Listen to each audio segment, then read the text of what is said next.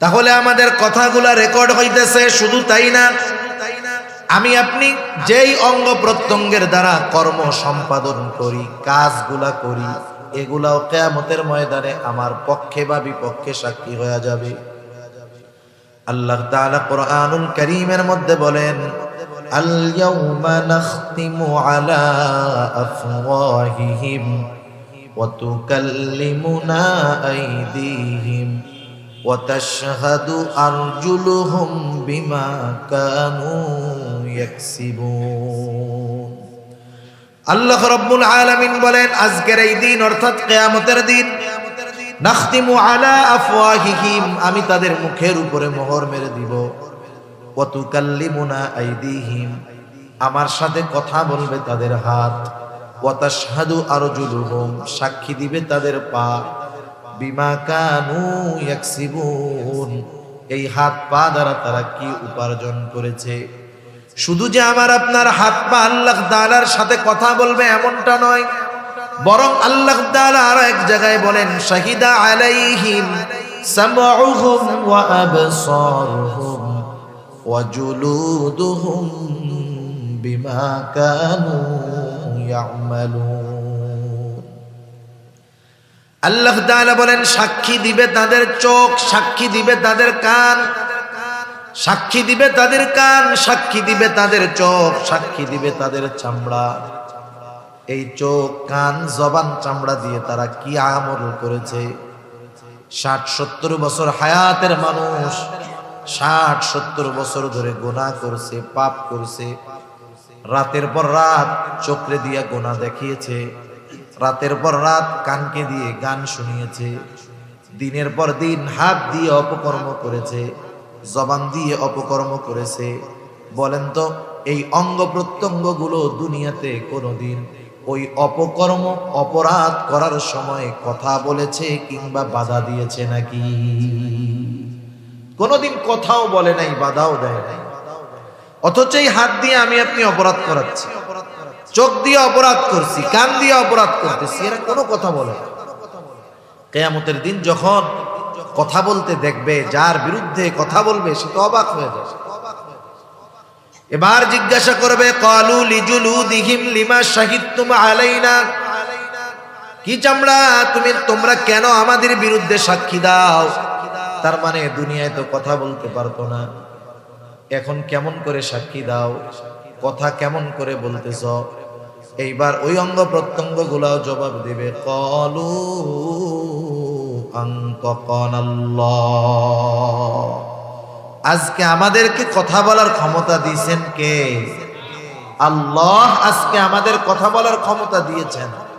ওই সময় ক্ষমতা দেন নাই বিধায় দুনিয়ায় কথা বলবে, কিন্তু আল্লাহ তাআলা আজকে আমাদেরকে কথা বলার ক্ষমতা দিয়েছেন। এজন্য তুমি আমাদের দ্বারা দুনিয়াতে কি অপরাধ সংগঠিত করেছ সব আল্লাহ তাআলার কাছে আমরা বলে দিচ্ছি। অগণিত দুরূদ ও সালাম সাইয়্যিদুল আম্বিয়া, আশরাফুল আম্বিয়া, খাতামুল আম্বিয়া, রাহমাতুল লিল আলামিন মুহাম্মাদুর রাসূলুল্লাহ সাল্লাল্লাহু আলাইহি ওয়াসাল্লামের উপর। আমরা এখন যেই জায়গাটাতে আছি, এমনিতেই তো এটা একটি পবিত্র জায়গা, ঈদগাহ। সাথে সাথে হাদিসের ভাষায় এটা এখন জান্নাতের বাগান। রাসূলুল্লাহ সাল্লাল্লাহু আলাইহি ওয়াসাল্লাম বলেন, তোমরা যখন জান্নাতের বাগানের পাশ দিয়ে অতিক্রম করবে, সেখান থেকে তোমরা ফল আহরণ করবে। সাহাবায়ে কেরাম জিজ্ঞাসা করলো, ইয়া রাসূলুল্লাহ, দুনিয়ার জান্নাতের বাগান এটা আবার কোনটা? আল্লাহ রাসূল সাল্লাল্লাহু আলাইহি ওয়াসাল্লাম বললেন, দুনিয়ার জান্নাতের বাগান হলো জিকিরের মজলিস। দুনিয়ার জান্নাতের বাগান জিকিরের মজলিস। এখানে আমরা আসছি, বসছি, সুবহানাল্লাহ, আলহামদুলিল্লাহ, লা ইলাহা ইল্লাল্লাহ, আল্লাহু আকবার, এই জিকিরগুলো আমরা করি। সহিহ মুসলিমের একটি বর্ণনার মধ্যে আসছে যে আল্লাহ সুবহানাহু ওয়া তাআলার কাছে 4টি কালিমা, 4টি বাক্য সবচাইতে প্রিয়। আল্লাহ তাআলার কাছে 4টি কালিমা তথা 4টি বাক্য সবচাইতে প্রিয়। সেই চার কালিমা, চার বাক্য হলো সুবহানাল্লাহ, আলহামদুলিল্লাহ, লা ইলাহা ইল্লাল্লাহ, আল্লাহু আকবার। এই চার কালিমা আল্লাহ তাআলার প্রিয়। আমরাও যদি আমাদের প্রিয় বানাই তাহলে আমাদেরও লাভ। কারণ যেই জবান জিকির দ্বারা শিখত সেই জবান অনেক গুনার থেকে বাঁচতে পারে। আর হাদিসের মধ্যে আসছে, আল্লাহ রাসূল সাল্লাল্লাহু আলাইহি ওয়াসাল্লাম বলেন, তোমরা আমাকে দুটো জিনিস হেফাজতের গ্যারান্টি দাও, আমি তোমাদেরকে জান্নাতের গ্যারান্টি দিব। সুবহানাল্লাহ। একটা হলো জবান হেফাজতের গ্যারান্টি, আর একটা হলো লজ্জাস্থান হেফাজতের গ্যারান্টি। আবার আর এক হাদিসের মধ্যে আল্লাহ রাসূল সাল্লাল্লাহু আলাইহি ওয়াসাল্লাম বলেন, প্রকৃত মুসলমান কে? গরু খাইলেই যে মুসলমান, বিষয়টা কিন্তু এমন নয়। প্রকৃত মুসলমান কে? আল্লাহ রাসূল সাল্লাল্লাহু আলাইহি ওয়াসাল্লাম বলেন, আল মুসলিম মান সালিমাল মুসলিমুনা মিন লিসানিহি ওয়া ইয়াদিহি। মুসলমান তো সে, প্রকৃত মুসলমান যার হাত, জবান এবং হাত থেকে অপর মুসলমান নিরাপদ থাকে। তাহলে প্রকৃত মুসলমান হতে হলে জবানের হেফাজত দরকার। জান্নাত, এই জান্নাতের গ্যারান্টি পেতে হলে জবানের হেফাজতের দরকার। আর জবান হেফাজতের সর্বোত্তম মাধ্যম হলো এই জবানকে আল্লাহ তাআলার জিকির দ্বারা সিক্ত করা। তাহলে কি হবে? চলতে ফিরতে আমরা যদি জবানকে জিকির দ্বারা সিক্ত করতে পারি, যেই জবান দিয়ে আল্লাহ তাআলার বড়ত্বের ঘোষণা, পবিত্রতার ঘোষণা, আল্লাহ সুবহানাহু ওয়া তাআলার প্রশংসা, আল্লাহ তাআলার একত্ববাদের ঘোষণা দেওয়া হবে, ওই জবান দিয়ে পচা কথা, বকা, মিথ্যা কথা এগুলা বলতে গেলে বাধা আসবে। কারণ দুনিয়ার অনেক ছোট ছোট ভালো কাজ বড় বড় অপরাধ থেকে বাঁচার জন্য সহায়ক হয়। দুনিয়ার অনেক কাজ আছে যেগুলা বড় ইবাদতের সহায়ক। অনেক উদাহরণ উপমা দেওয়া যাবে। মনে করেন আমরা শীতের সময় যখন রাত্রে ঘুমিয়ে থাকি, যার বাড়ি বিল্ডিং, শীতের সময় তো আর জানালা খুলে রেখে ঘুমায় না, একেবারে যত মজবুত ভাবে পারা যায় দরজা জানালা আটকিয়ে এরপরে ঘুমায়, যাতে বাহিরের কোনো বাতাস ভেতরে না ঢুকতে পারে। থাই গ্লাস দিয়ে ভালো মতো আটকায় দিল, মহল্লার মসজিদে আজান হয়, আজানের আওয়াজটা ভিতরে ভালো মতো যায় না। এখন দেখেন, যে কথা বলতেছি আর কি, ছোট ছোট কাজ বড় বড় কাজের জন্য সহায়ক হয়, বড় বড় বিষয়ের জন্য সহায়ক হয়। এখন আওয়াজ তো যায় না, দিয়ে রাখলাম ঘড়ির অ্যালার্ম, মোবাইলের অ্যালার্ম দিয়ে রাখলাম। এই মোবাইলের অ্যালার্ম বা ঘড়িতে অ্যালার্ম দেওয়া এটা ফরজ, ওয়াজিব, সুন্নাত, মুস্তাহাব কোনো কিছুই না। অথচ এই মোবাইল বা ঘড়ির অ্যালার্ম আমাকে একটা ফরজ ইবাদত পালন করার জন্য সাহায্য করবে, ঠিক না? এজন্য দুনিয়ার অনেক ছোট ছোট বিষয় আছে যেগুলার কারণে বড় বড় অনেক বিষয়ের থেকে বাঁচা যায়, বড় বড় বিষয় করা যায়। তা আল্লাহ সুবহানাহু ওয়া তাআলা আমাদের সবাইকে জিকির দ্বারা জবানকে সিক্ত করার তৌফিক দান করুন। সকলে বলি আমিন।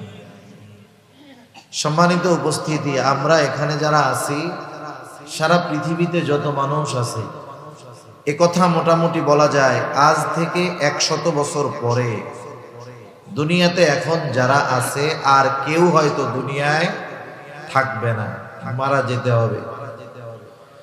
দুনিয়ার অনেক সত্য আছে যেগুলা অনেক মানুষ বিশ্বাস করে না। যেমন আমার আপনার স্রষ্টা কে বলেন তো? আল্লাহ। আসমান জমিনের স্রষ্টা আল্লাহ। এটা যে সত্য, কোনো সন্দেহ আছে? কোনো সন্দেহ নেই। অথচ এই সত্যটাকেই দুনিয়ার অনেক মানুষ বিশ্বাস করে না।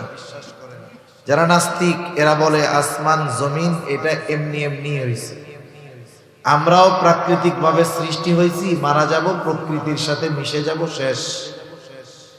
কিন্তু পৃথিবীতে এমন একটা সত্য আছে যেই সত্য কেউ অস্বীকার করে না, সেটার নাম হলো মউত, মৃত্যু, মরণ।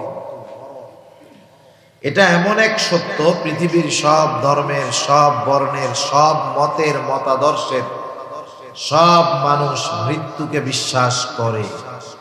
দুনিয়াতে একজনও খুঁজে পাওয়া যাবে না যে মৃত্যুকে অবিশ্বাস করে। পাওয়া যাবে? খুঁজে যাবে না। সেই মৃত্যুটা সুনিশ্চিত আমাদের প্রত্যেকেরই হবে। জন্মিলে মরিতে হবে। একটা মানুষ জন্ম নেওয়া মানে তাকে মৃত্যুর খবর সে পেয়ে গেল। এখন এই মরণ আমাদের হবে, কখন হবে? যদিও আল্লাহ তাআলা একটি নির্দিষ্ট সময় নির্ধারণ করে রাখছেন, কিন্তু আমাদের কারো ওই সুনিশ্চিত নির্দিষ্ট সময় সম্পর্কে জানা নাই। আমি আপনি যখন মায়ের গর্ভে ছিলাম, এক টুকরো মৃত মাংসের টুকরার মতো যখন হইলাম, মায়ের রেহেমের ভিতরে পিতার শুক্রকীট 120 দিন পর আমি আপনি একটা মৃত মাংসের টুকরা হয়েছে। আল্লাহ তাআলা ফেরেশতা পাঠিয়ে দিয়েছেন। মায়ের পেটের ভিতরে আল্লাহ তাআলার আদেশে ফেরেশতা রূহ ফুঁকে দিল। আমি আপনি মায়ের পেটের ভিতরে প্রাণ পেয়ে গেলাম। এমনটা আবার হয় না যে একটা মানুষের সব কিছু তৈরি হয়, হাত পা চোখ কান নাক সব কিছু হওয়ার পরে যে রূহ দেওয়া হয়, এমন নয়। বরং হাত পা চোখ কান অঙ্গ প্রত্যঙ্গ এগুলো হওয়ার আগেই আল্লাহ তাআলা মায়ের পেটের ভিতরে ওই মৃত মাংসের টুকরার মধ্যে প্রাণ দিয়ে দেন। চিকিৎসা বিজ্ঞান বলতেছে আগে মানুষের হার্ট তৈরি হয়, হৃৎপিণ্ড আগে তৈরি হয়, এরপরে আস্তে আস্তে শরীরের অনেক অঙ্গ প্রত্যঙ্গ গুলো তৈরি হয়। এজন্য আমরা অনেক সময় দেখি যে একটা ছেলে বা মেয়ে দুনিয়ায় ভূমিষ্ঠ হয়েছে, তার শরীর পরিপূর্ণতা এখনো লাভ করে নাই, এখনো পরিপূর্ণতা অর্জন করে নাই, বিকলাঙ্গ, হয়তো চোখ ফুটে না, অনেকের দেখা যায় এখনো অনেক কিছু অপূর্ণাঙ্গ রয়ে গেছে। এইরকম সন্তান দুনিয়ায় ভূমিষ্ঠ হয় কি হয় না? হয়। তা যাই হোক, ফেরেশতা ওই দিন যখন আল্লাহ তাআলার আদেশে আমার আপনার মধ্যে রূহ ফুঁকে দিয়েছে, ওই দিন ওই রূহটা আমার আপনার সাথে কতদিন অবস্থান করবে আল্লাহ সুবহানাহু ওয়া তাআলার আদেশে ওটাও নির্দিষ্ট হয়ে যায়। সুবহানাল্লাহ। এই যে বোতলটা আছে, পানির বোতলের মধ্যে লেখা থাকে মূল্য, উৎপাদনের তারিখ, মেয়াদ। উৎপাদনের তারিখ মেয়াদ দেখে আমরা বুঝতে পারি যে এইটার মেয়াদ শেষ হওয়ার পরে এই 15 টাকা বোতলের পানি কেউ 5 টাকা দিয়েও কিনবে না, যখন দেখবে যে মেয়াদ শেষ। আমার আপনারও একটা নির্দিষ্ট মেয়াদ আছে। বোতলের গায়ের মেয়াদটা দেখা যায়, কিন্তু আমার আপনার মেয়াদটা দেখা যায় না। ওই নির্দিষ্ট সময় যখন হাজির হয়ে যাবে, মালাকুল মউত চলে আসবে, আমার আপনার প্রাণ হরণ করে নিয়ে যাবে।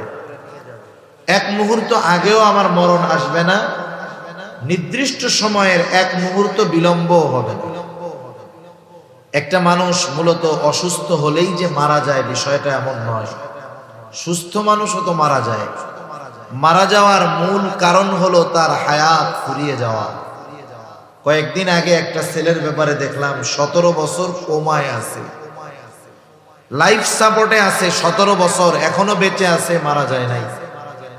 তাহলে অসুস্থতার কারণে মূলত মানুষ মারা যায় না, মারা যাওয়ার মূল কারণ হলো হায়াত শেষ। মানুষ মারা যাওয়ার পর আমাদের অঞ্চলগুলোতে মানুষ মারা যাওয়ার পরে প্রচার করে, অ্যানাউন্স করে মাইকের মধ্যে, অমুক এলাকার অমুক অমুকের ছেলে অমুক আজ বিকাল 5 ঘটিকায় ইন্তেকাল করছে। বলে না ইন্তেকাল করেছে। ইন্তেকাল শব্দটি তো আরবি শব্দ, অর্থ হলো স্থানান্তরিত হওয়া। সে একটা জায়গায় ছিল আর একটা জায়গায় গিয়েছে, তার মানে সে দুনিয়ার জগতে ছিল, নতুন আর এক জগতে গিয়েছে, যেটার নাম হলো আলমে বরজাখ। নতুন এক জগতের বাসিন্দা সে হয়েছে, আলমে বরজখের বাসিন্দা। সেই আলমে বরজখ তার জন্য শান্তির জায়গাও হতে পারে, কষ্টের জায়গাও হতে পারে। আলমে বরজখ শান্তির জায়গা হবে তখন দুনিয়াতে যখন সে নেক আমল করবে, ঈমানওয়ালা হবে। হাদিসের মধ্যে আসছে কারো কবর হবে জান্নাতের বাগান, রাউদাতুম মিন রিয়াদিল জান্নাহ। দুনিয়াতে যে বদআমল করছে, পাপ করছে, গুনার কাজ করছে, তার কবর হবে জাহান্নামের একটা গর্ত। আমাদের প্রত্যেককেই আলমে বরজখে অবস্থান করা লাগবে। যদিও ওই জগৎটা আমাদের চোখের আড়ালে দেখতে পাই না, দেখতে না পাওয়ার কারণে অবিশ্বাস করার কিন্তু কোনো সুযোগ নাই। সেই আলমে বরজখে আমাদের অবস্থান করতে হবে দীর্ঘকাল, তবে অনন্তকাল নয়। আলমে বরজখে দীর্ঘকাল অবস্থান একটা সময় শেষ তো হবে। আল্লাহ তাআলা কোরআনুল কারীমের মধ্যে বলেন, وَنُفِخَ فِي الصُّورِ فَصَعِقَ مَنْ فِي السَّمَاوَاتِ وَمَنْ فِي الْأَرْضِ إِلَّا مَنْ شَاءَ اللَّهُ ثُمَّ نُفِخَ فِيهِ أُخْرَى فَإِذَا هُمْ قِيَامٌ يَنْظُرُونَ। আল্লাহ রাব্বুল আলামিন জানিয়ে দেন, প্রথমবার সিংহায় ফুৎকার দেওয়া হবে। فَصَعِقَ مَنْ فِي السَّمَاوَاتِ وَمَنْ فِي الْأَرْضِ إِلَّا مَنْ شَاءَ اللَّهُ। আল্লাহ তাআলা যা চান, যেগুলো চান সেগুলো ছাড়া আসমান জমিনের মাঝে যা কিছু আছে সব কিছু অজ্ঞান হয়ে যাবে। মুফাসসিরিনে কেরাম বলেন, সিংহায় ফুৎকার দেওয়ার পর প্রথমে অজ্ঞান হবে, এরপরে মৃত্যু ঘটবে। এই মানুষগুলা যারা প্রাণী ছিল সব শেষ। আল্লাহ তাআলার আদেশে ইসরাফিল আলাইহিস সালাম পুনরায় দ্বিতীয়বার আরেকটা বার সিংহায় ফুৎকার দিবে।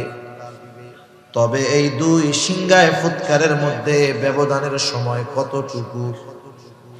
হযরত আবু হুরায়রা রাদিয়াল্লাহু তাআলা আনহু থেকে বর্ণিত, তিনি বলেন, দুই সিংহায় ফুৎকারের মাঝে ব্যবধান হলো 40 পর।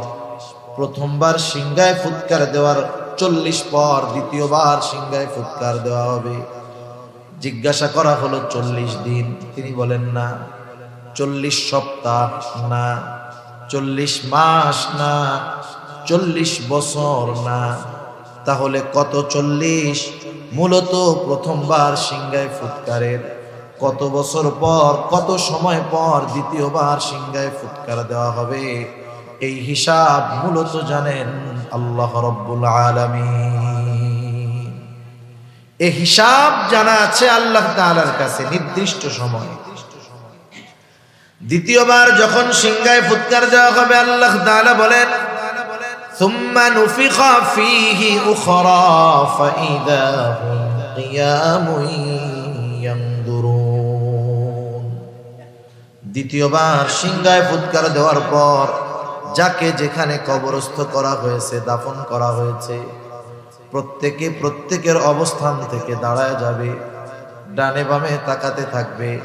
আল্লাহ তাআলা আরো এক জায়গায় বলেন, وَنُفِخَ فِي الصُّورِ فَإِذَا هُمْ مِنَ الْأَجْدَاثِ إِلَى رَبِّهِمْ يَنْسِلُونَ। প্রত্যেকে তো প্রত্যেকের অবস্থান থেকে দাঁড়ায়া যাবে, শুধু তাই না, ইলা রাব্বিহিম ইয়ানসিলুন, তারা তাদের রবের দিকে ছুটতে থাকবে। ওই দিনটাই হলো সেই দিন একদল মানুষেরা বলবে, ক্বালু ইয়া ওয়াইলানা মান বাআসানা মিন মারকাদিনা, হায় দুর্ভোগ, আমাদেরকে আমাদের অবস্থান স্থল থেকে কারা জাগ্রত করলো, কে জাগ্রত করলো? আল্লাহ তাআলা জানায় দেন, সেই দিন মুমিনরা অথবা ফেরেশতারা বলবে, হাদা মা ওয়াদার রহমানু ওয়া সাদাকাল মুরসালুন। এটাই তো দয়াময়ের সেই প্রতিশ্রুত দিবস, যেই দিবসের ওয়াদা প্রতিশ্রুতি আল্লাহ তাআলা দিয়েছেন। ওয়া সাদাকাল মুরসালুন, এই দিবসের সত্যায়ন রাসূলগণ করেছেন। এটা হলো সেই দিবস, কিয়ামতের দিবস। এই দিবস ইয়াউমুল হাসর, সকলকে একত্রিতকরণ দিবস। ইয়াউমুল জাযা, মানুষের পূর্ণ প্রতিদান দেওয়ার দিবস। আল্লাহ রাব্বুল আলামিন বলেন, ওয়া ইন্নামা তুওয়াফাউনা উজুরাকুম ইয়াউমাল কিয়ামাহ ফামান যুহজিহা আনিন নার ওয়া উদখিলাল জান্নাতা ফাকাদ ফাজ। আল্লাহ রাব্বুল আলামিন বলেন, কিয়ামতের দিন প্রত্যেককে তার কর্মের পূর্ণ প্রতিদান দেওয়া হবে। যাকে আগুন থেকে বাঁচানো হবে, জান্নাতে প্রবেশ করানো হবে, আল্লাহ রাব্বুল আলামিন বলেন ফাকাদ ফাজ, সে হয়ে যাবে সফল। তাহলে যেহেতু আল্লাহ রাব্বুল আলামিন ওই দিন আমাদের কর্মের পূর্ণ প্রতিদান দিবেন, তাহলে এটা নিশ্চিত যে আল্লাহ তাআলা আমাদের প্রত্যেকের কর্ম সংরক্ষণের ব্যবস্থা করে রাখছে। আমাদের প্রত্যেকের কর্ম আল্লাহ তাআলা সংরক্ষণের ব্যবস্থা করেছেন। যে কোনো বিষয়ের জন্য এক নম্বরে সাক্ষীর দরকার হয়। যখন কোথাও কারো নামে মামলা দেওয়া হয়, তখন সাক্ষীর দরকার হয় কি হয় না? একে একে যখন একজন আর একজনের কাছে বিচার প্রার্থী হয়, তখন বলে না যে দেখেন এই ঘটছে, এই যে এরা দুইজন আমার সাক্ষী। অথবা বিচারক বলে তুমি যে এই ঘটনাটা বললা, এই ঘটনার সাক্ষী আছে। তার মানে সাক্ষী বিচার আচারের জন্য গুরুত্বপূর্ণ একটি বিষয়। আমার আপনার কর্মের সবচাইতে বড় সাক্ষী হলেন আল্লাহ।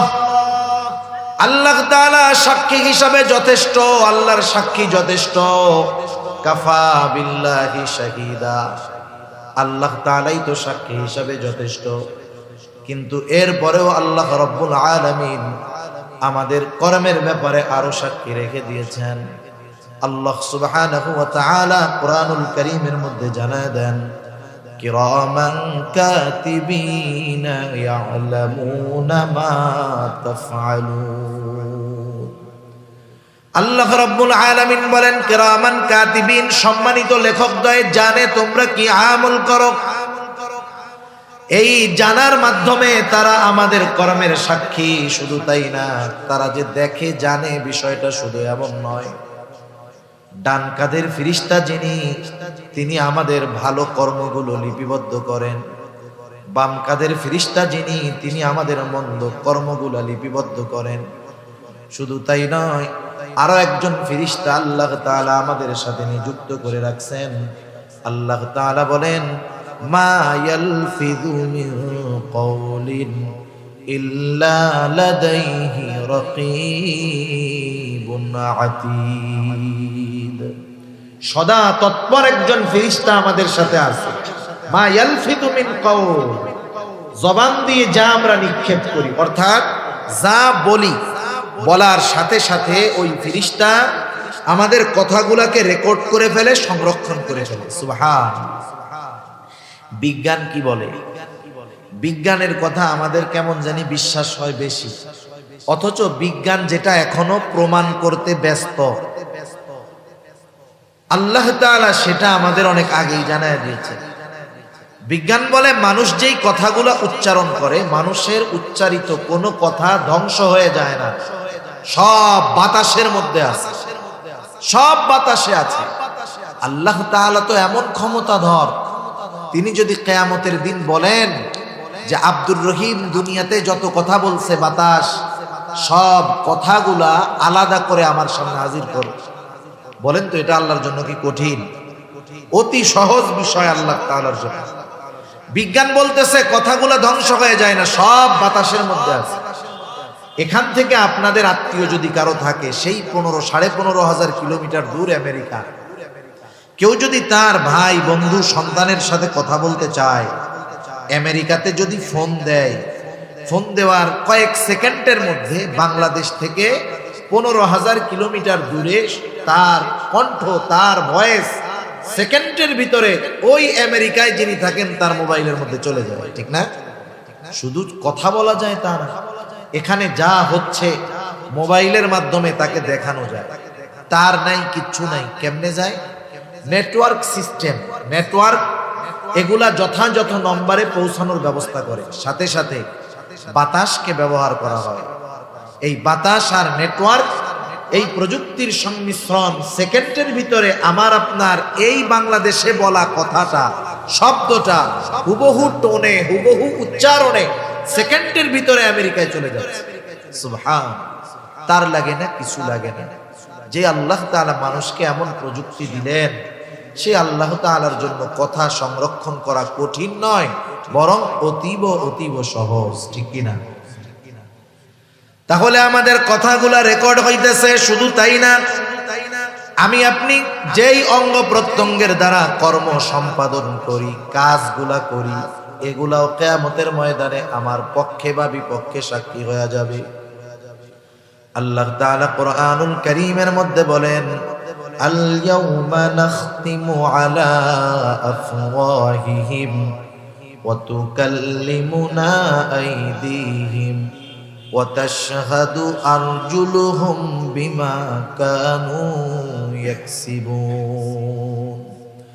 আল্লাহ রাব্বুল আলামিন বলেন, আজকের এই দিন অর্থাৎ কিয়ামতের দিন, নাখতিমু আলা আফওয়াহিহিম, আমি তাদের মুখের উপরে মোহর মেরে দিব, ওয়া তুকাল্লিমুনা আইদিহিম, আমার সাথে কথা বলবে তাদের হাত, ওয়া তাশহাদু আরজুলুহুম, সাক্ষী দিবে তাদের পা, বিমা কানু ইয়াকসিবুন, এই হাত পা দ্বারা তারা কি উপার্জন করেছে।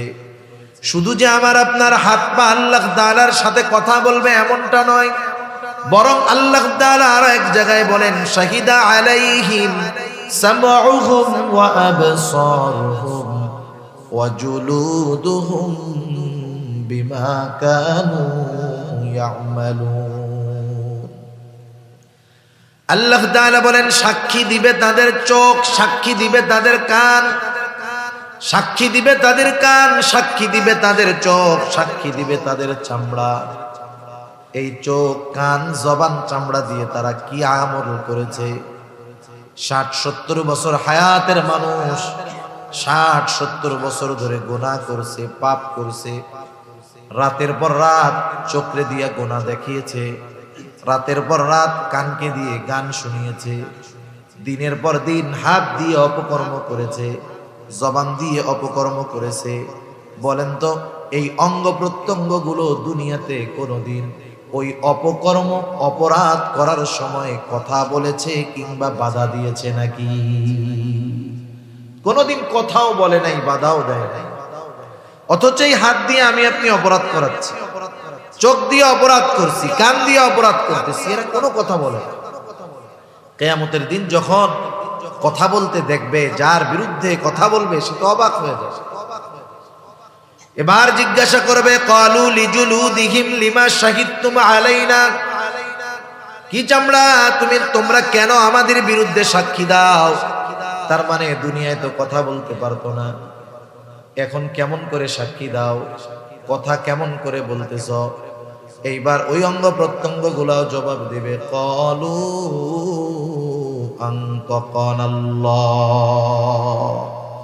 আজকে আমাদেরকে কথা বলার ক্ষমতা দিয়েছেন কে?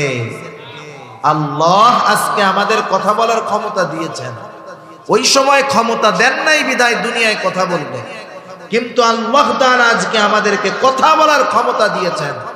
এজন্য তুমি আমাদের দ্বারা দুনিয়াতে কি অপরাধ সংগঠিত করেছ সব আল্লাহ তাআলার কাছে আমরা বলে দিচ্ছি। যদি এই চিন্তাগুলো আমরা সবসময় আমাদের সামনে রাখতে পারি যে হায় হায়, আমি মানুষের সামনে গুনাহ করা, অপরাধ করা, মন্দ কাজ করা, এটাকে কতটা ভয় পাই, অথচ সার্বক্ষণিকভাবে আল্লাহ সুবহানাহু ওয়া তাআলা আমাকে দেখতেছেন, আমার সাথের ফেরেশতারা সর্বক্ষণ আমার সাথে আছে, আমি যাদেরকে দিয়ে অপরাধ করি, অন্যায় করি, তারা আমার বিপক্ষে সাক্ষী।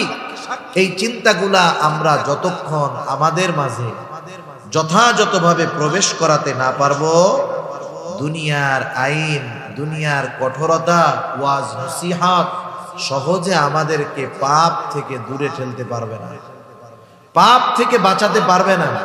এই চিন্তাগুলা যদি আমাদের মধ্যে না আসে, স্বাভাবিক আপনাদের এলাকার কাউকে যদি বলা হয় যে আপনাকে কিন্তু হাটহাজারী থানা থেকে নজরদারিতে রাখা হয়েছে, খবর আসলো যে আপনি প্রশাসনের নজরদারিতে আছেন, বলেন তো ও 24 ঘন্টা টেনশনে থাকবে না?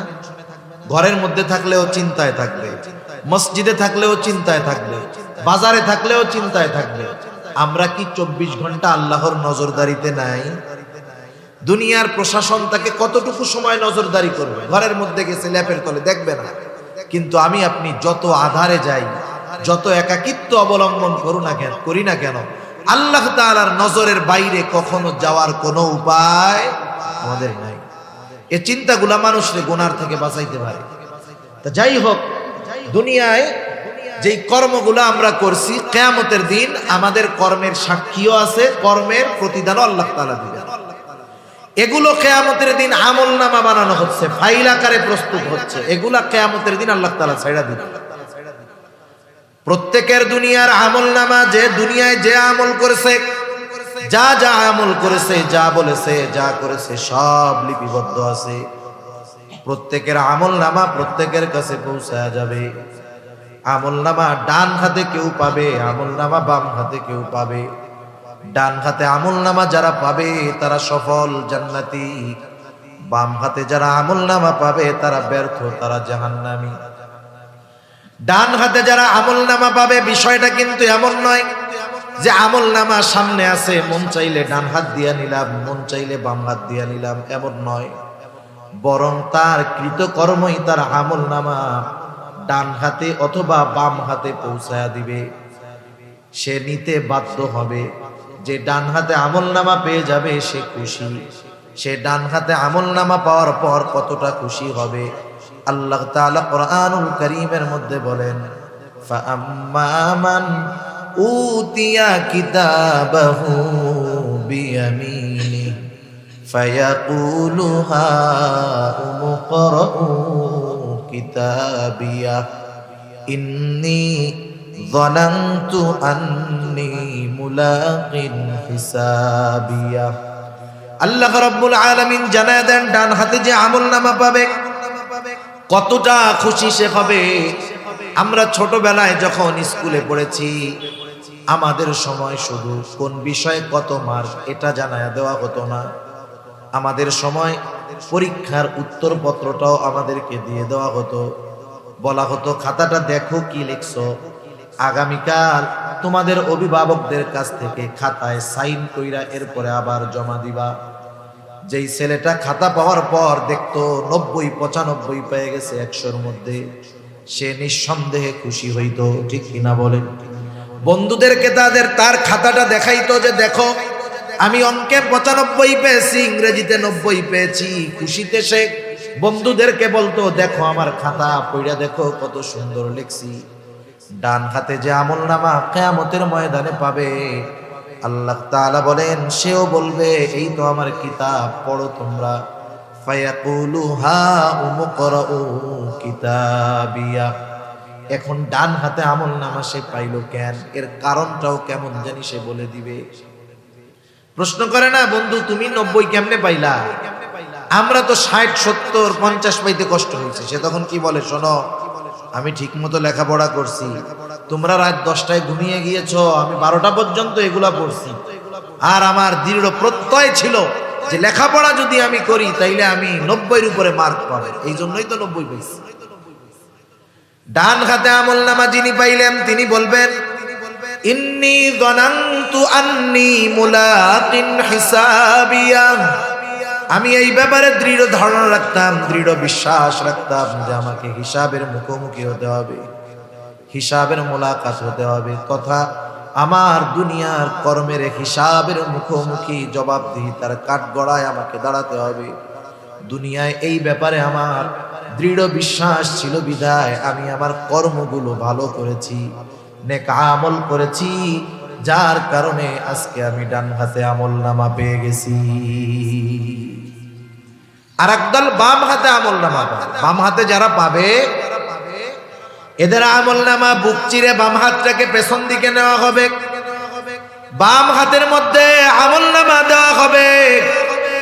বাম হাতে আমলনামা প্রাপ্ত মানুষগুলার বক্তব্য কি হবে আল্লাহ তাআলা বলেন, ওয়া আম্মা মান উতিয়া কিতাবাহু বিশিমালি ফায়াকুলু ইয়া লাইতানি লাম উতা কিতাবিয়া ওয়া লাম আদরি মা হিসাবিয়া। বাম হাতে আমলনামা যে পাবে সে বলবে, ইয়া লাইতানি লাম উতা কিতাবিয়া, হায় রে আমার দুর্ভোগ, আমি যদি এই আমলনামা না পাইতাম কতই না ভালো হতো। আমি যদি আমার হিসাবের ব্যাপারে না জানতাম কতই না ভালো হতো। আফসোস করবে, কিন্তু করার কোনো কিছু নাই। কারণ বাম হাতে আমলনামা পেয়ে গেল, ঠিকানা হবে তার জাহান্নাম। তাহলে ডান হাতে যারা আমলনামা প্রাপ্ত হবে জান্নাতি, বাম হাতে আমলনামা পেল জাহান্নামী। জান্নাতীরা জান্নাতে যাবার পরে দুনিয়ার মধ্যে যাদের সাথে তার পরিচয় ছিল, জানাশোনা ছিল, জান্নাতে গিয়ে সবাইকে খুঁজতে থাকবে। কিয়ামতের ময়দানে প্রত্যেকেই চিন্তিত, পেরেশান, ভীত। কেমন ভীত? কিয়ামতের ময়দানে প্রত্যেকটা মানুষ নিজের চিন্তায় বিভোর থাকবে। ভাই ভাইয়ের থেকে পলায়ন করবে, পিতা মাতার থেকে পলায়ন করবে, স্বামী স্ত্রী সন্তানদের থেকে পলায়ন করবে। কেউ চাইবে না কিয়ামতের ময়দানে তার আপন ভাইয়ের সাথে দেখা হয়ে যাক, কেউ চাইবে না স্ত্রী সন্তানের সাথে দেখা হয়ে যাক, কেউ চাইবে না মা বাবার সাথে দেখা হয়ে যাক। প্রত্যেকে লুকায়া লুকায়া থাকবে, নিজের চিন্তায় বিভোর থাকবে। ওই মানুষটাই যদি ডান হাতে আমলনামা পেয়ে জান্নাতি হতে পারে, জান্নাতে যাওয়ার পর দুনিয়ায় তার যাদের সাথে সম্পর্ক ছিল, পরিচিত ছিল, জান্নাতে যাওয়ার পর ওই লোকটাই সবাইকে খুঁজতে থাকবে। কিয়ামতের ময়দানে পেরেশান, চিন্তিত, ভীত। জান্নাতে যাওয়ার পরে আর চিন্তা নাই, কারণ সেখানে শুধু সালাম সালাম, শান্তি আর শান্তি। এবার সে সব পরিচিত জনকে খুঁজবে। কোথায় আমার ভাই, কোথায় আমার মা, কোথায় আমার বাবা, কোথায় সন্তান, কোথায় আমার সেই বন্ধু বান্ধব, সবাইকে সে খুঁজবে। বলেন তো, খুঁজবে ঠিকই, কিন্তু সবাইরে কি সে জান্নাতে পাবে? সবাইকে জান্নাতে পাবে না তো। কারণ দুনিয়ার অনেক কাছের মানুষ, কাছের বন্ধু হয়তো বাম হাতে আমলনামা পেয়েছে, বদআমলের কারণে সে জাহান্নামে চলে গেছে। এজন্য আল্লাহ তাআলা জানায়া দিয়েছেন প্রত্যেকটা মানুষ তার কর্মের নিকটে দায়বদ্ধ। এখানে বোঝানো উদ্দেশ্য হলো বদআমল যারা করছে, বাম হাতে যারা আমলনামা পেয়েছে, এই আমলনামা পাওয়াটা বাম হাতে তার কর্মফল, সুতরাং তার ঠিকানা জাহান্নাম। আর ডান হাতে যে আমলনামা পেল সে তো সফল হয়ে গেল। এজন্য আল্লাহ তাআলা বলেন, কুল্লু নাফসিন বিমা কাসাবাত রহিনা ইল্লা আসহাবাল ইয়ামিন ফি জান্নাতি ইয়াতাসাআলুন। জান্নাতে যাওয়ার পরে জান্নাতীরা তো খুঁজবে, সবাইকে পাবে না। তাফসীরে ইবনে কাসীরের মধ্যে আসছে আল্লাহ তাআলা জান্নাতি আর জাহান্নামীদের মধ্যে দেখা ও কথাবার্তার ব্যবস্থা করে দিবেন। সুবহানাল্লাহ। জান্নাতীরা জাহান্নামীদের অবস্থা দেখবে, জাহান্নামীরা জান্নাতীদের অবস্থা দেখবে। জান্নাতীরা দেখবে যে জাহান্নামের মধ্যে তাদের অনেক পরিচিত জন, বন্ধু বান্ধব শাস্তি ভোগ করতেছে। মানুষ যখন কষ্ট দেখতে পারে তখন সে যে অবস্থায় থাকে ওইটা তার কাছে শান্তির লাগে। মনে করেন আমাদের কাছে অনেক ঠান্ডা লাগতেছে, এখন শীত লাগতেছে না? আপনি যদি চট্টগ্রাম শহরে যান, দেখবেন রাস্তার ফাঁকে ফাঁকে আইল্যান্ডের মাঝে কিছু মানুষ শুয়ে আছে। আমাদের তো কান ঢাকার রুমাল আছে, গায়ে দেওয়ার সোয়েটার আছে, ওর ওইটাও নাই। ওই দৃশ্য দেখার পরে যতই শীত থাক, আমার আপনার শীত আর থাকবে না। কেন? ওই কষ্ট দেখে আমি যেই অবস্থায় আছি, এই নিয়ামতের কদর আমি তখন বুঝতে পারবো। তখন আল্লাহ তাআলার দরবারে নেককার বান্দা হলে এমনিই বলবো আলহামদুলিল্লাহ। হায় হায়, চিন্তা করি যে আমার কত কষ্ট, অথচ আমার চাইতে কত কষ্টে মানুষ আছে, আল্লাহ আমারে খুব ভালো রাখছে। জান্নাতীরা যখন জাহান্নামীদের ওই অবস্থা দেখবে, দেখবে তার প্রিয়জন, বন্ধু, আত্মীয় স্বজন জাহান্নামের মধ্যে কঠিন শাস্তি ভোগ করতেছে। এই দৃশ্যটা দেখার পর জান্নাতের নিয়ামত যেই লোকটা পেল, আল্লাহ তাআলার প্রতি তার কৃতজ্ঞতার মাত্রা আরো বেড়ে যাবে। সে আল্লাহ তাআলাকে বলবে, আল্লাহ, এদের সাথেই তো আমি দুনিয়ায় একসাথে চলতাম। আপনি যদি আমার প্রতি দয়া না করতেন, আমার প্রতি যদি ইহসান না করতেন, আল্লাহ, হয়তো আমাকেও ওর সাথে ওই জাহান্নামের শাস্তি ভোগ করা লাগতো। জাহান্নামী যখন জান্নাতীকে দেখবে, দুনিয়ায় তো এমন অনেক হয়, একসাথে লেখাপড়া করে, একই স্কুলে পড়ে, একসাথে খেলাধুলা করে, জীবনের অনেক সময় দুই বন্ধু একসাথে কাটিয়েছে, কিন্তু তফাৎটা সামান্য। এক বন্ধু যখন নামাজের সময় হয়, বন্ধুদেরকে বলো চলো নামাজ পড়ে আসি। সে নামাজে আসে, অন্য বন্ধুরা বলে পরে যাব, থাক। খেলাধুলাও করে একসাথে, নামাজের সময় হলে নামাজে আসে। সব বন্ধুরা মিলে অনুষ্ঠান করবে, গানের অনুষ্ঠান, গোনার অনুষ্ঠানের আয়োজন করতে চায়। সে বলে না বন্ধু, না না, আমি তোমাদের এই মন্দ কাজের সাথে নাই। এই যে কিছু বিষয়ে তাদের থেকে ও বেঁচে থাকতো, ও ওর নেক আমলের কারণে জান্নাতি, এরকম দুনিয়ায় অনেকটাই ঘটে। ওই জাহান্নামীরা যখন দেখবে তাদের বন্ধুরা জান্নাতি, আফসোস করবে আর বলবে, আহারে আমি যদি সর্বক্ষণ ওর সাথে চলতাম, ওর কথা মানতাম, তাহলে আমিও ওর সাথে জান্নাতের নিয়ামতে ভোগ করতে পারতাম। আফসোস, আফসোস মানুষের কষ্ট বাড়িয়ে দেয়।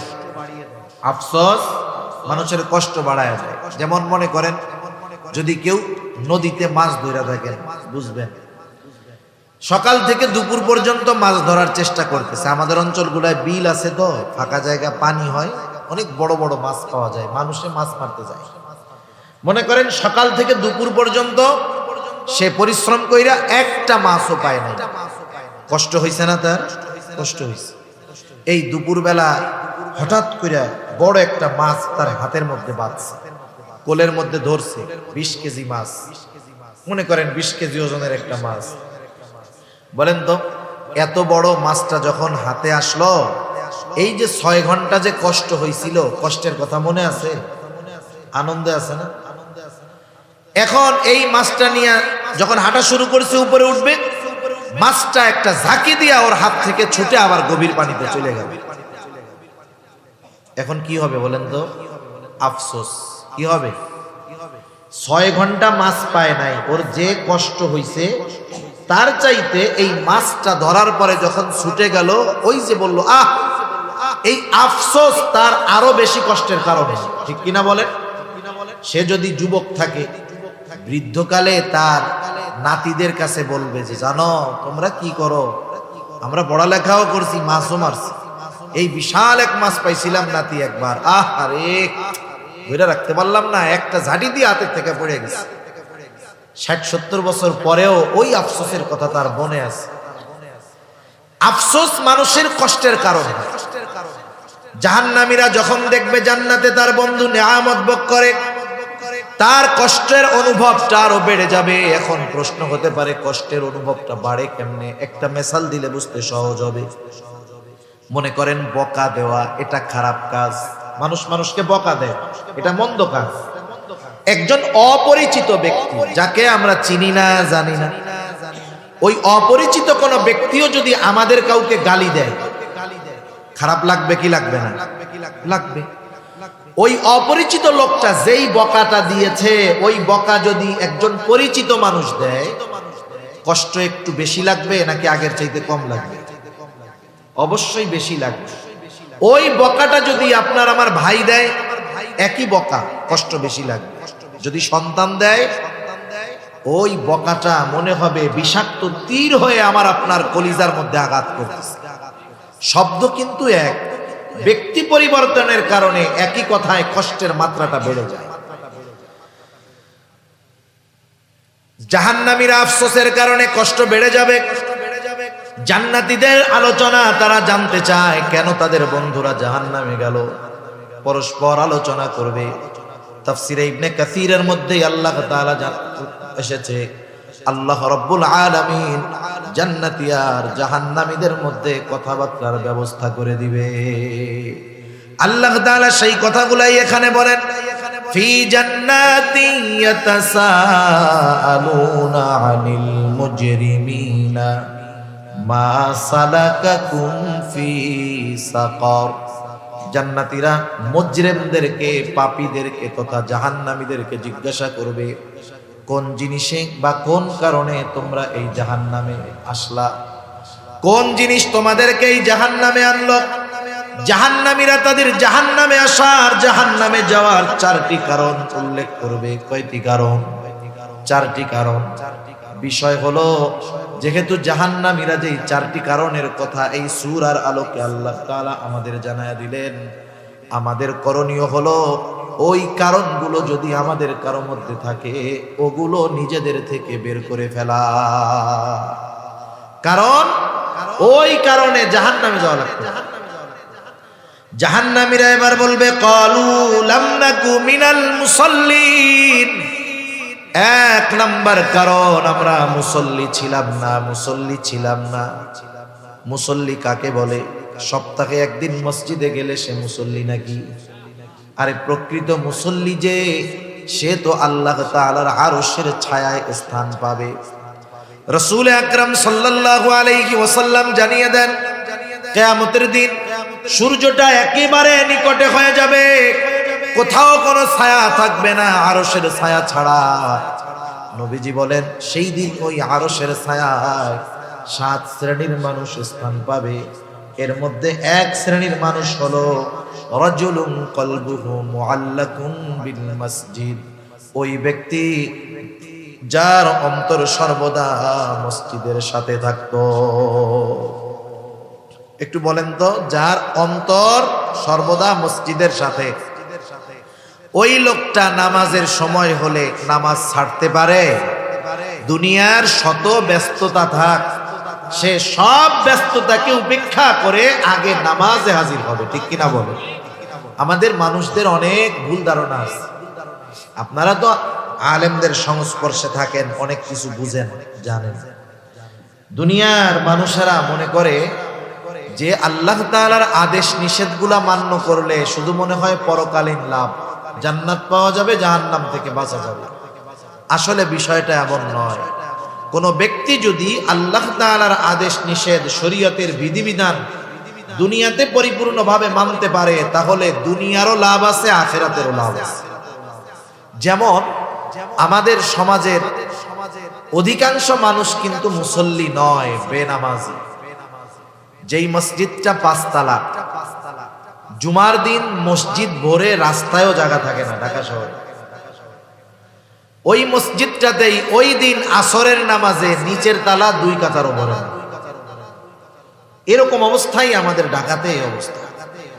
এরপরেও যত মানুষ নামাজ পড়ে জুমার দিন, সমীকরণ হলো, হিসাব হলো, বাংলাদেশের যত মুসলমান আছে সমগ্র মুসলমানের 50% মানুষ হয়তো জুমার নামাজে হাজিরা হয়, আর বাকি 50% মানুষ 5 ওয়াক্ত নামাজ বহুদূর, জুমার নামাজও পড়ে না।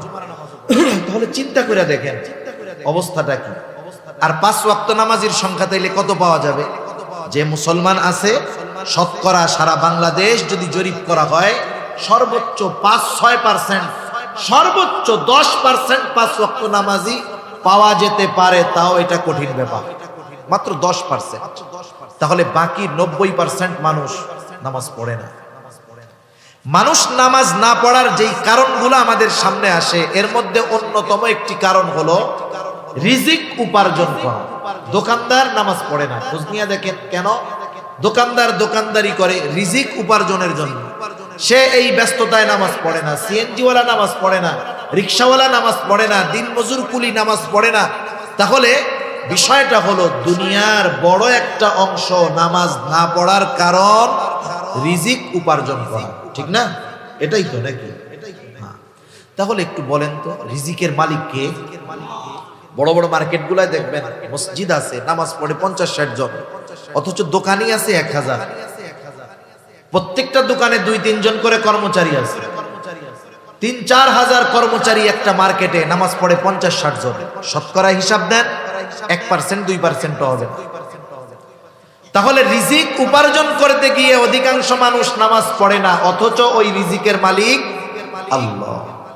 রিজিকের মালিক যিনি, তিনি যেই পদ্ধতি বলে দেন রিজিক পাওয়ার জন্য, সেই পদ্ধতি বাদ দিয়ে যদি দুনিয়ার মানুষ অন্য পন্থায় পরিশ্রমের মাধ্যমে, বুদ্ধির মাধ্যমে, মেধার মাধ্যমে রিজিক উপার্জন করতে চায়, রিজিকের মালিকের পদ্ধতি বাদ দিয়ে বলেন তো রিজিক উপার্জন করা সম্ভব? রিজিক উপার্জনের চেষ্টা করে যাবে, কিন্তু উপার্জন করতে পারবে না। রিজিকের মালিকের ফর্মুলা কি?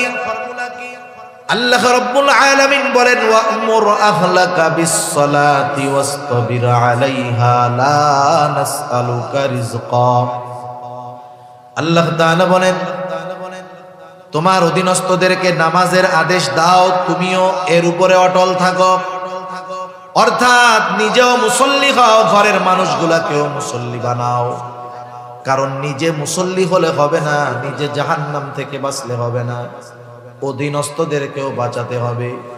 আল্লাহ তাআলা বলেন ইয়া আইয়ুহাল্লাযীনা আমানু কু আনফুসাকুম ওয়া আহলিকুম নারা। আল্লাহ তাআলা বলেন হে ঈমানদারেরা, নিজে জাহান্নামের আগুন থেকে বাঁচো, তোমার অধীনস্থদেরকেও জাহান্নামের আগুন থেকে বাঁচাও। ঈমানদারদের উপরে আদেশ, যেহেতু ঈমান তার আছে, তাইলে কি দিয়া জাহান্নাম থেকে বাঁচবে? তার মানে ঈমান যেহেতু আছে, আল্লাহ তাআলা কেমন যেন বলতেছেন বান্দা তুমি নেক আমল নিজে করো, এর মাধ্যমে জাহান্নাম থেকে নিজেকে বাঁচাও। অধীনস্থদেরকে দিয়ে নেক আমল করানোর মাধ্যমে জাহান্নাম থেকে বাঁচাও। ঈমানের পরে সর্বোত্তম নেক আমল হলো নামাজ, তাই না? নামাজ তার মানে মুসল্লি হওয়া। এজন্য আল্লাহ তাআলা একার আদেশ করেন নাই, বলছেন ওয়া'মুর আহলাকা বিস-সালাতি ওয়াসতাবির আলাইহা। তার মানে তুমি নিজেও মুসল্লি হও, তোমার অধীনস্থদেরকেও মুসল্লি বানাও, নামাজের আদেশ করো, অধীনস্থদের তুমিও তার উপরে অটল থাকো। লাভ কি হবে বান্দা? আল্লাহ তাআলা বলেন লা নাসআলুকা রিজকা। বান্দা আমি আল্লাহ তো তোমাদের কাছে রিজিক চাই না, বরং তুমি যদি নামাজি হও, তোমার ঘরের মানুষগুলা যদি নামাজি হয়, তোমরা যদি সকলে মুসল্লি হয়ে যাও, লাভটা কি? আল্লাহ তাআলা বলেন নাহনু নারযুকুকা, আমি আল্লাহ নামাজি হওয়ার কারণে তোমাদের রিজিক দিয়ে দিব। তাহলে যে কর্মের দোহাই দিয়ে নামাজ পড়ে না, রিজিক উপার্জনের দোহাই দিয়ে নামাজ পড়ে না, নামাজ বাদ দিয়ে সে যতই কঠোর পরিশ্রম আর সাধনা করুক না কেন, রিজিকের প্রকৃত স্বাদ থেকে সে বঞ্চিত হবে, রিজিক উপার্জন করতে পারবে না, জিন্দেগিভর পরিশ্রমী করে যাবে। ঠিক কিনা বলেন? এজন্য নামাজের মাধ্যমে আল্লাহ তাআলা বান্দার রিজিক দেয়। রিজক বলতে যে শুধু টাকা পয়সা তা না, জীবন উপকরণ। দুনিয়ার একজন নেককার বিবি, এটাও রিজক। একজন নেককার সন্তান, এটাও রিজক। সুস্থ আছি, এটাও রিজক। এভাবে আল্লাহ রাব্বুল আলামিন জানায়া দিলেন নামাজি হইলে আমি আল্লাহ তোমাদের রিজিক দিব। তাহলে বলেন আমরা যদি মুসল্লি হই তাইলে আমাদেরই তো লাভ, ঠিক না? বড় লাভ, জাহান্নাম থেকে বাঁচবো, দুনিয়ার জীবন উপকরণের ব্যবস্থা আল্লাহ তাআলা করে দিবেন। 2 নাম্বার, জাহান্নামীরা তাদের জাহান্নামে যাওয়ার কারণ হিসাবে বলল ওয়ালাম নাকুনু তু'ইমুল মিসকিন, আমরা মিসকিনদেরকে খানা দিতাম না, খানা খাওয়াইতাম না।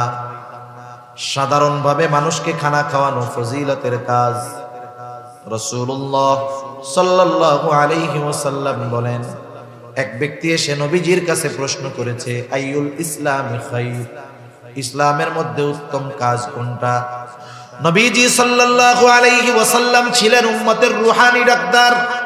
এই জন্য একই প্রশ্ন যখন নবীজির কাছে একাধিকবার করা হতো, রোগীর অবস্থা বুঝে নবীজি জবাব দিতেন।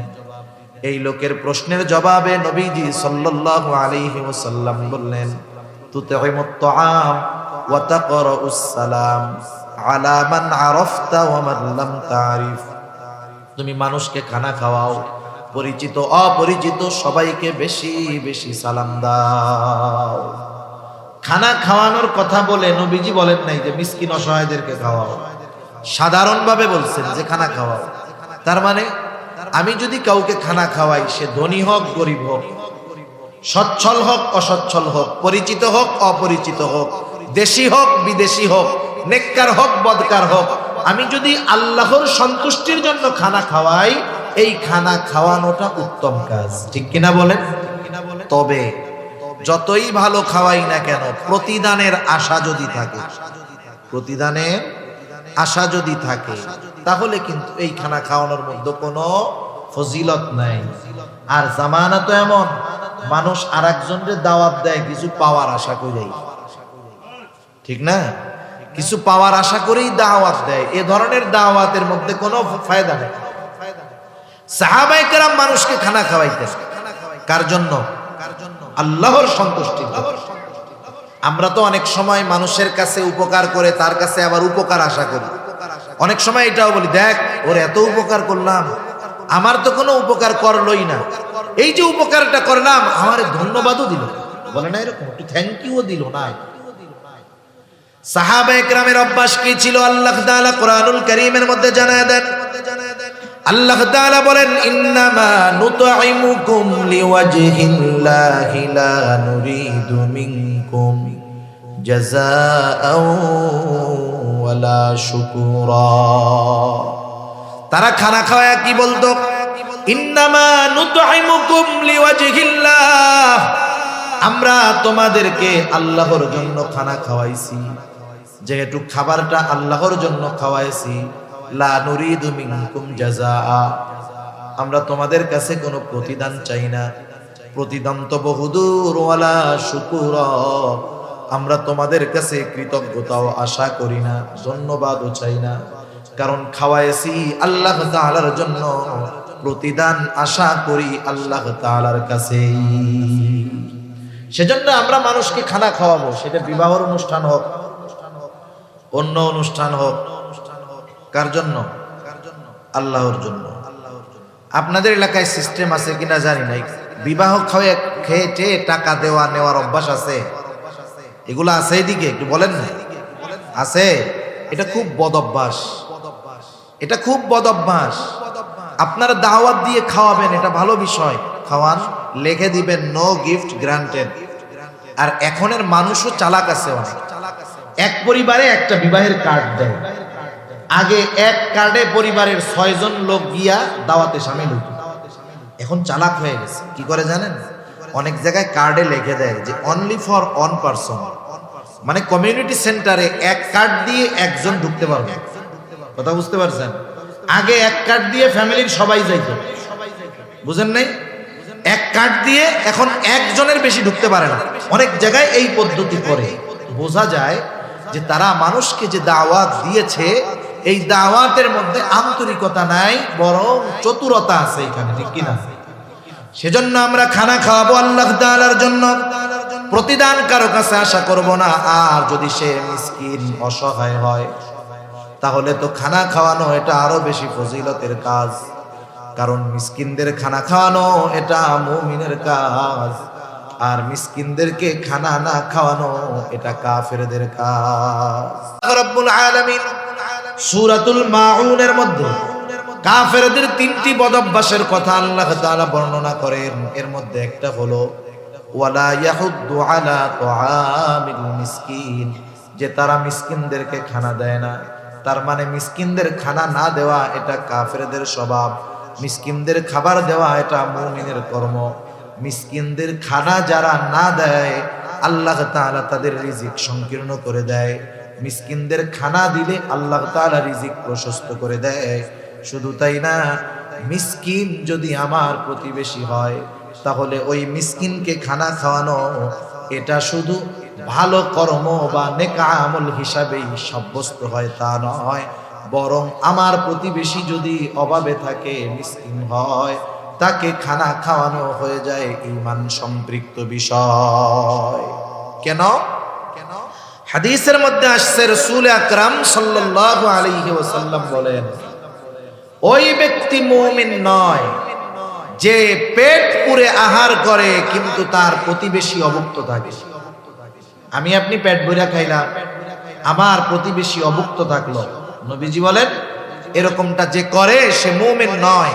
তাহলে এখানে প্রতিবেশী যদি মিসকিন হয়, অভুক্ত থাকে, আমার যদি সামর্থ্য থাকে, তাকে খানা খাওয়ানো শুধু ভালো কাজ যে তা নয়, বরং এটা ঈমানের সাথে সম্পৃক্ত একটা বিষয়। এজন্য আমরা খেয়াল রাখবো, আমাদের প্রতিবেশী যদি অসচ্ছল থাকে, গরিব থাকে, অভাবী থাকে, তাদেরকে সহযোগিতা করব। সাথে সাথে এই যে শীতের সময় যদি কারো বস্ত্রের সংকট থাকে, কষ্টে থাকে, আমি কিছু পয়সা খরচ করে তাকে একটা কম্বল কিনে দিলাম, তার গায়ে দেওয়ার জন্য, শীত নিবারণের জন্য একটা পোশাক কিনে দিলাম, এটা বড় ফজিলতের কাজ। আল্লাহ তাআলা আমাদের এই ভালো কাজগুলো করার তৌফিক দান করুন, সবাই বলি আমিন। তাহলে জাহান্নামীরা জাহান্নামে যাওয়ার দ্বিতীয় কারণ বলল, ওয়ালাম নাকুনু তুইমুল মিসকিন, আমরা মিসকিনদেরকে খানা দিতাম না, মুসল্লি ছিলাম না, মিসকিনদের খানা দিতাম না। 3 নাম্বার কারণ, ওয়া কুন্না নাখুদু মা'আল খাইদিন, অনর্থক মজলিসের মধ্যে, যারা অনর্থক মজলিসের মধ্যে থাকতো তাদের সাথে আমরা গিয়ে সময় ব্যয় করতাম। আমাদের অনেক অঞ্চলগুলোর মধ্যে আছে, ঢাকা শহর সহ অনেক অঞ্চলে এরকম হয়, চায়ের দোকানগুলোর মধ্যে একটা আড্ডা থাকে, আখড়া থাকে, মানুষ ওখানে বসে বসে গল্প করে সময় কাটিয়ে দেয়, সময়ের পর সময়। আমাদের অঞ্চলের গ্রাম অঞ্চলে বিশেষ করে অনেক মুরব্বী আছেন, শীতের সময় জোহরের নামাজের পরে খানা দানা খেয়ে ওনারা বাজারে যান, আর গভীর রাতে ওনারা বাজার থেকে ফিরেন। জিজ্ঞাসা যদি করা হয় এত সময় বাজারে কি করছেন, কি বলবে? যে সময় কাটে না তো সময় কাটাইতেছে। চার দোকানে বসে, অনেক জায়গায় তো টেলিভিশনও থাকে চায়ের দোকানে, চায়ের দোকানগুলো টেলিভিশন না থাকলে তাদের ব্যবসা ভালো হয় না, তারা ওইটারে ব্যবসার মাধ্যম বানায় নিয়েছে। এখন চায়ের দোকানে বসে টেলিভিশন দেখে, পত্রিকা পড়ে, গল্প গুজব করে। সময়ের অভাব, সময়ের অভাব নাই, সময় কাটানোর টাইম পায় না। আপনি যদি ওই লোকটারে গিয়ে বলেন যে আপনার তো সময়ের অভাব নাই, এক কাজ করেন, আগামী 13, 14, 15ই জানুয়ারি বিশ্ব ইজতেমা, আপনার যেহেতু অনেক সময় হাতে আছে, আল্লাহর রাস্তায় একটু বের হয়ে যান, 2 চিল্লা 3 চিল্লা দিয়া বাড়িতে আইসেন। ওই যে সময় যেই লোকটার ফুরায় না, সময় কাটায় চায়ের দোকানে আড্ডা দিয়া, ওনাকে বলার পরে উনি কি বলবে জানেন? ওনার মতো ব্যস্ত মানুষ আর তখন দুনিয়ায় একজনও থাকবেন না। শত ব্যস্ততা ওনাকে পেয়ে বসবে, উনি বলবে আরে মিয়া 3 মাসের জন্য 4 মাসের জন্য যাব, আমি দম ফালানোর টাইম পাই না। অথচ দিনের অর্ধেক সময় উনি বেহুদা কাটায় দিচ্ছে। এই বেহুদা মজলিসগুলোর মধ্যে না দুনিয়ার কোনো উপকার আছে, না পরকালের কোনো উপকার আছে। এজন্য বুজুর্গানে দিন বলেন, ওইসব মজলিস থেকে বাঁচো যেখানে না দুনিয়ার কোনো উপকার আছে, না পরকালের কোনো উপকার আছে। এই মজলিসগুলোর মধ্যে গীবত হয়, এই মজলিসগুলোর মধ্যে অপবাদ হয়, একে অপরকে দোষারোপ করতে থাকে, গীবত করতে থাকে। কিছু লোক বলনেওয়ালা আছে, আবার কিছু লোক শুধু শুনে, শুনতেও তো মজা লাগে এগুলো।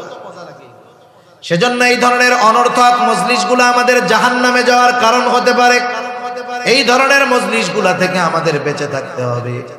জাহান্নামীরা তাদের জাহান্নামে যাওয়ার তৃতীয় কারণ হিসাবে এটা বলল। 4 নাম্বার, তারা বলবে ওয়া কুন্না নুকাদ্দিবু বিয়াউমিদ্দিন, কিয়ামতের দিনকে আমরা অস্বীকার করতাম। পরকালের ব্যাপারে আমরা গাফিল ছিলাম, অস্বীকার করতাম।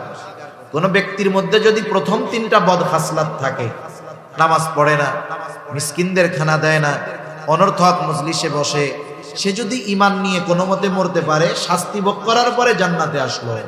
কিন্তু কেউ যদি পরকাল অস্বীকার করে, ঈমানের 6টি ভিত্তির একটি হলো পরকালের প্রতি ঈমান আনা, ওয়াল ইয়াউমিল আখির। ছোটবেলায় আমরা বক্তব্যের মধ্যে এই বিষয়গুলো 7 ভাগে ভাগ করা ছিল। আমরা পড়তাম আমানতু বিল্লাহি ওয়া মালাইকাতিহি ওয়া কুতুবিহি ওয়া রুসুলিহি ওয়াল ইয়াউমিল আখির ওয়াল কদরি খাইরিহি ওয়া শাররিহি মিনাল্লাহি তাআলা ওয়াল বা'সি বা'দাল মাউত। 5 নম্বরে পড়তাম ওয়াল ইয়াউমিল আখির। 7 নম্বরে ওয়াল বা'সি বা'দাল মাউত, মৃত্যুর পরে পুনরুজ্জীবিত হওয়ার উপরে। 5 নম্বর পরকালের উপর। এই 2টা মূলত একটা 2 in 1, এই হিসাবে হইল 6টা। ওয়াল ইয়াউমিল আখির, এক কথায় মৃত্যু থেকে নিয়ে এরপরে যা কিছু আছে সব কিছুর উপরে বিশ্বাস রাখা। কেউ যদি আখিরাতের সব বিশ্বাস করে, একটা জিনিস অবিশ্বাস করে, সেও পরকাল অস্বীকারীদের অন্তর্ভুক্ত। এজন্য পরকালকে বিশ্বাস করা মানে পরকাল সম্পৃক্ত সব বিষয়গুলোর উপরে আমাদের যথাযথ ঈমান থাকতে হবে, বিশ্বাস থাকতে হবে। কারো মধ্যে যদি এই ব্যাপারে অবিশ্বাস থাকে, তাহলে তো তার ঠিকানা হয়ে যাবে অনন্তকাল জাহান্নাম। আর যারা আখিরাতের প্রতি বিশ্বাসকে দৃঢ় বানাতে পারছে, ওই যে ডান হাতে যারা আমলনামা পাবে, আমলনামা পাওয়ার কারণ হিসাবে তারা বলবে ইন্নী যানানতু আন্নী মুলাকিন হিসাবিয়া, আমি এই ব্যাপারে দৃঢ় ধারণা রাখতাম যে আমাকে হিসাবের সম্মুখীন হওয়া লাগবে। হিসাবের সম্মুখীন হবে সে আখিরাতে, পরকালে। আর হিসাব হবে, এই বিশ্বাস রাখতো সে দুনিয়ায়, যার কারণে তার কর্ম ছিল সুন্দর। দুনিয়ার নিজামটাও এরকম, যার কর্মের জবাবদিহিতার ব্যাপারে যার ভয় আছে, চিন্তা আছে, সে তার কর্মগুলো যথাযথভাবে করে, আমলগুলা ঠিকভাবে করে। মনে করেন পরিবারের মধ্যেই ধরেন, যেই পরিবারের মধ্যে জবাবদিহিতা আছে, ওই পরিবারের নিয়ম শৃঙ্খলা সুন্দর। একজনের সন্তান মাগরিবের নামাজের পর আধা ঘন্টা পরে সে বাসায় ফিরলো, তার মা বাবা জিজ্ঞাসা করতেছে কোথায় গিয়েছিলে? মাগরিবের নামাজ পড়েই তো বাসায় চলে আসার কথা, আধা ঘন্টা কেন লেট হলো, দেরি হলো? এইবার ছেলেটা বলতেছে আমি আমার বন্ধুর বাসায় গিয়েছিলাম। মা বাবা যদি সচেতন হয় তখন কি বলবে? খবরদার, সন্ধ্যার পরে কোথাও আর থাকা যাবে না, মাগরিবের নামাজ শেষ করে সোজাসুজি বাসায়, আগামীতে যেন আর এমনটা না হয়। এই যে সে যে কাজটা করলো, এই কাজের ব্যাপারে তার জবাবদিহিতা করতে হলো। বলেন তো, ভবিষ্যতে এই ধরনের কাজ করার ব্যাপারে সে অবশ্যই চিন্তা ভাবনার মধ্যে থাকবে, চিন্তা করবে এ ধরনের কাজ বাজ দরকার নেই। কেন? কারণ সে জানে আমি যেটা করি সেই কর্মের হিসাব, কর্মের জবাবদিহিতা আমার ঘরে দেওয়া লাগে। কিন্তু যেই ছেলে মাগরিবের 1 ঘন্টা পরে বাসায় ফিরলো, মা বাবা জিজ্ঞাসা করলো কোথায় গেছে? বন্ধুর বাসায়। কিচ্ছু বলল না মা বাবা। পরের দিন 2 ঘন্টা পরে যাবে, পরের দিন রাত 12টার সময় যাবে, কোথায় গেছো? বন্ধুর বাসায় গেছি। পরের দিন সকাল বেলায় যাবে, কোথায় গেছো? বন্ধুর বাসায় গেছি। এই যে কাজগুলো সে করতেছে, কাজের জবাবদিহিতা না থাকার কারণে তার অবাধ্যতা বাড়তেছে। আগে থাকতো 1 ঘন্টা, এখন থাকে 10 ঘন্টা। কেন? জবাবদিহিতা নাই বিধায় যা মন চায় সে তাই করে। দুনিয়ার মধ্যেও একটা মানুষ যদি আখিরাতের জবাবদিহিতার ব্যাপারে যথাযথভাবে চিন্তা এবং ভয় রাখে, বিশ্বাস রাখে, দুনিয়ার মধ্যে ওই লোকের কাজগুলা সুশৃঙ্খল হয়, ওই লোকের কাজগুলা ভালো হয়। কারণ আখিরাতের বিশ্বাস একটা মানুষকে পরিপূর্ণ মানুষে পরিণত করতে পারে। সে দুনিয়ার প্রত্যেকটা কাজ করার আগে ভাববে যে আল্লাহ তাআলা বলছেন ওয়া ইন্নামা তুওয়াফাউনা উজুরাকুম ইয়াওমাল কিয়ামাহ, কিয়ামতের দিন কর্মের পূর্ণ প্রতিদান দেওয়া হবে। সুতরাং দুনিয়ায় আমি যেমন কর্ম করব, ওই দিন আমার কর্মের প্রতিদানটাও তেমন হবে। সে বহুত হিসাব নিকাশ করে দুনিয়ার জমিনে চলাচল করবে। এজন্য আখিরাতের বিশ্বাস মানুষের জীবনকে সুন্দর বানিয়ে দেয়। আখিরাতের বিশ্বাস মানুষের জিন্দেগিকে সুশৃঙ্খল বানায় দেয়। আখিরাতের বিশ্বাস মানুষের জীবনকে একটা নীতিমালার মধ্যে আনে। এজন্য জাহান্নামীরা এই 4 কারণ তারা বলে, যেহেতু তারা নামাজ পড়ে নাই, মুসল্লি ছিল না, আমরা মুসল্লি হব। তারা মিসকিনদেরকে খানা দিত না, আমরা মিসকিনদের খানা দিব। তারা অনর্থক মজলিসের মধ্যে সময় ব্যয় করত, আমরা অনর্থক মজলিসের মধ্যে সময় ব্যয় করব না। আমি আমার সময়টা ভালো কাজে ব্যয় করার চেষ্টা করব। কোরআনুল কারীম তিলাওয়াত করব, হাদিস পড়ব, ফাজাইলে আমল পড়ব। আমি নিজে পড়তে পারি না, মাদ্রাসার অভাব নাই, মেখল মাদ্রাসায় চলে যাবেন, একটু পড়া শুনলেন, হেফজখানা যেখানে আছে হাফেজদের পড়া শুনলেন। এতে যদি সময়গুলা এভাবে ভালোভাবে ব্যয় করতে পারি, এই সময়গুলো কিয়ামতে আমার কাজে লাগবে। তা যাই হোক, ওরা বলতেছে এভাবে চলতেছে জীবন, কিয়ামতের প্রতিও আমরা উদাসীন ছিলাম, গাফেল ছিলাম, এভাবে চলতেছে জীবন। হায়াত তো ফুরায়া যাবে নাকি? নির্দিষ্ট সময় এবার এসে হাজির। হাত্তা আতানাল ইয়াকিন, মৃত্যু এসে হাজির হয়ে গেল, তথা মরণ চলে আসলো। আমরা আর তওবা করার সুযোগ পেলাম না, ভালো কাজ করতে পারলাম না। এখন ঠিকানা হয়ে গেল আমাদের জাহান্নাম। একটা মানুষ মৃত্যুর পর তার কর্মের ব্যাপারে আফসোস করে, প্রত্যেকটা মানুষ আফসোস করে, কিন্তু মরার পর আফসোস করে এটা দুনিয়ার মানুষ জানে না, দেখে না। কিন্তু আল্লাহ রাব্বুল আলামিন মৃত্যুর পরে যে মানুষ আফসোস করে সেই খবর আমাদেরকে জানায় দিয়েছেন। আল্লাহ রাব্বুল আলামিন বলেন ওয়ানফিকু মিম্মা রাযাকনাকুম মিন ক্বাবলি আন ইয়াতিয়া আহাদাকুমুল মাউত ফায়াকুলা রাব্বি লাউলা আখখারতানি ইলা আজালিন করিব ফাআসাদদাকা ওয়া আকুন মিনাস সালিহিন। আল্লাহ রাব্বুল আলামিন বলেন আমি তোমাদেরকে যেই রিজিক দিয়েছি মৃত্যু আসার পূর্বে সেগুলার থেকে তোমরা ব্যয় করো, খরচ করো। মৃত্যু আসার পূর্বে, এরপরে মানুষ যদি মারা যায়, খরচ যদি না করে, ভালো কাজ যদি না করে, ওই মৃত ব্যক্তি আল্লাহ তাআলার কাছে আফসোস করে, কিন্তু সেই আফসোসের খবর আমাদের কাছে নাই। আল্লাহ তাআলা জানায়া দিয়েছেন, এই জন্য আমরা জানতে পারলাম।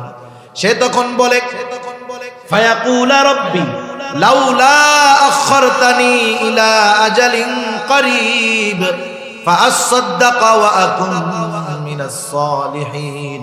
বলে, আমার রব, আমাকে যদি আরেকটু অবকাশ দিতেন, আরেকটু সুযোগ দিতেন, আমাকে যদি আবার একটু কিছু সময়ের জন্য দুনিয়ায় যাওয়ার মতো সুযোগ করে দিতেন, ফাআসাদদাকা ওয়া আকুন মিনাস সালিহিন, তাহলে আমি ওই যে আমারে সম্পদ দিয়েছিলেন সেখান থেকে ব্যয় করতাম, সদকা করতাম, বেশি বেশি নেক আমল করতাম, ভালো কাজ করতাম, সৎ কর্মশীলদের অন্তর্ভুক্ত আমি হয়ে যেতাম। বলেন তো, ওই সময় আফসোস করা যাবে ঠিক, কিন্তু পুনরায় দুনিয়ায় আবার ফিরে আসা যাবে নাকি? যাবে না। সেজন্য ওই আফসোস করার আগে আমরা যদি আমাদের নিজেদেরকে নিজেরা প্রস্তুত করে নিতে পারি, তাহলে আমাদের পরকালটা সুন্দর হবে, ঠিকানা হবে অনন্তকালের জান্নাত। সেজন্য আল্লাহ সুবহানাহু ওয়া তাআলার কাছে আমরা এই তৌফিক কামনা করি যে আল্লাহ সুবহানাহু ওয়া তাআলা আমাদের সবাইকে জাহান্নামীরা যেই কারণগুলোর কারণে জাহান্নামী, ওই কারণগুলো থেকে আল্লাহ তাআলা আমাদের বেঁচে থাকার তৌফিক দান করুন। সকলে বলি আমিন। আরো জবান খুলে বলি আমিন।